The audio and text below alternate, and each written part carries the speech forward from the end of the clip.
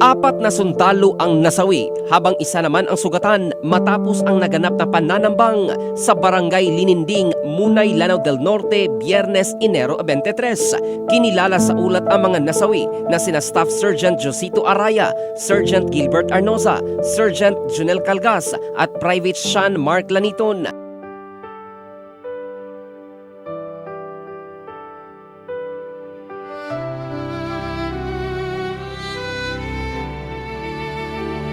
Sa katahimikan ng gabi may sigaw ang hangin, mga paa sa lupa handang tumindig at lumaban. Hindi man alam ang bukas na haharapin, sa puso ang panatabayan ang uunahin.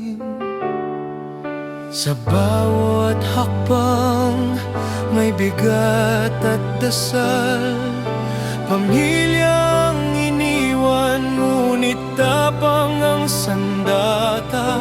Hindi sila umatras kahit delikado ang daan, serbisyo at dangal ang tanging dahilan. Sa Maguindanao, sa gitna ng unos, tumindig ang sundalo, walang takot. Kahit ambush ang sumalubong sa dilim, pagmamahal sa bayan ang kanilang huling awitin.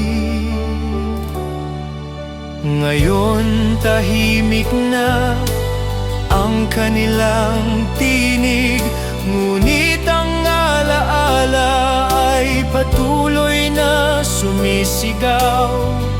Sa bawat bandila, sa bawat dasal ng bayan, pangalan nila ay hindi kailanman mawawala.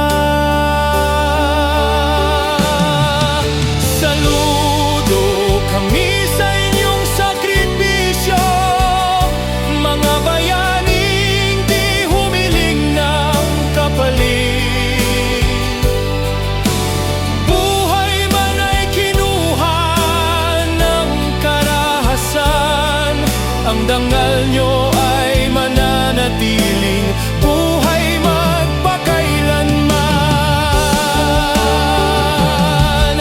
Hindi kayo nag-iisa sa laban na ito. Buong bayan ang patuloy na